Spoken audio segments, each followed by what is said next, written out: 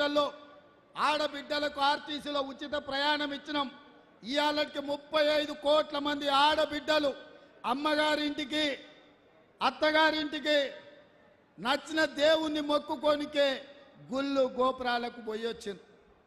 10 లక్షల రూపాయల రాజీవ్ ఆరోగ్యశ్రీ పథకం ద్వారా కార్పొరేట్ హాస్పిటళ్లలో వైద్యాన్ని పేదలకు అందించినాం.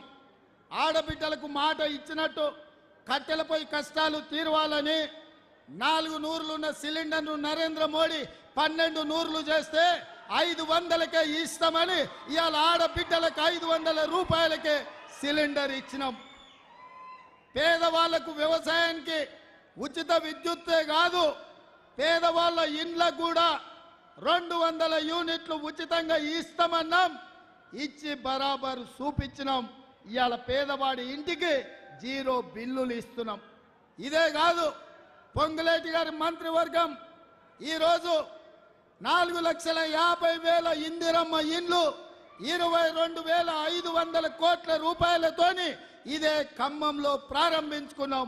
ప్రతి పేదవాడికి ఇవాళ ఇందిరమ్మ ఇండ్లు ఇస్తున్నాం. మేము ఉద్యోగం వచ్చిన ఎంబడే మా కుటుంబ ఉద్యోగాల కోసం కాదు, పేదోళ్ళ బిడ్డల ఉద్యోగాల కోసం ఎల్బీ స్టేడియంలో 3 నెలల్లో 30,000 ఉద్యోగాలు తలలు లెక్క పెట్టి ఇచ్చి పేదవాడి బిడ్డల కళ్ళల్లో ఆనందం చూసినాం. బీసీ జనాభా లెక్కలు కడతామన్నాం, బరాబర్ లెక్కలు కట్టిస్తున్నాం. ఇన్ని పనులు మేం చేసినాం. ఇవి సరిపోతాయా? కానే కాదు. అందుకే మిగతా కార్యక్రమాలు తీసుకోవాలంటే మార్చి 17 నాడు ఎన్నికల కోడ్ వచ్చింది. అందుకే మీకు నేను మాట ఇస్తున్నా, గ్యారంటీ ఇస్తున్నా. సోనియమ్మ మాటగా, రాహుల్ గాంధీ గ్యారంటీగా ఆగస్టు 15 తారీఖు లోపల 2 లక్షల రూపాయల రైతు రుణమాఫీ.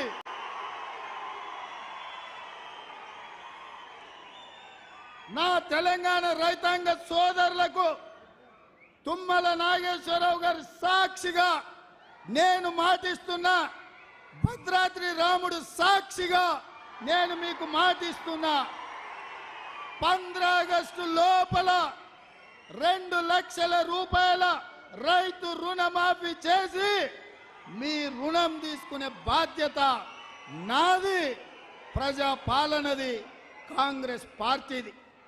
ఇదే కాదు, వచ్చేసారి మీరు పండించే వడ్లకు బరాబర్ 500 రూపాయల బోనస్ ఇచ్చి మీ వడ్లు కొంటామని చెప్పి రైతులకు నేను మాట ఇస్తున్నా. మీరు ఈరోజు మా 100 రోజుల పాలన చూడండి, మా ఆర్టీసీ బస్ చూడండి, మా ఆరోగ్యశ్రీ పథకం చూడండి, మా గ్యాస్ సిలిండర్ చూడండి, మా ఉచిత కరెంటు చూడండి, మా ఇందిరమ్మ ఇళ్ళ పథకం చూడండి, మేము ఇచ్చిన 30,000 ఉద్యోగాలను చూడండి, మేము లెక్క పెడుతున్న బీసీల జనాభా చూడండి, మేము మాఫీ చేయబోయే 2 లక్షల రైతు రుణమాఫీ చూడండి, మేము ఇయ్యబోయే 500 బోనస్ చూడండి. ఇవన్నీ మేము చెయ్యాలి, మేము చెయ్యాలని కంకణ బద్దులమై ఉన్నాం. మరి మిమ్మల్ని ఏమడుగుతున్నాం మిత్రులారా? మేము మనులు అడిగినామా? మాణిక్యాలు అడిగినామా? వజ్ర వైదూరాలు అడిగినామా? లేకపోతే ఈ ప్రాంతంలో ఉన్న మీ భూములు అడిగినామా? ఏం అడగలే కదా. మేము అడిగింది ఒకే ఒక్క ఓటు. మీ కుటుంబం ఎంతో మంది ఎన్నోసార్లు ఎవడెవడుకోవేసాను, ఈసారి బలరాం నాయక్ కేయండి.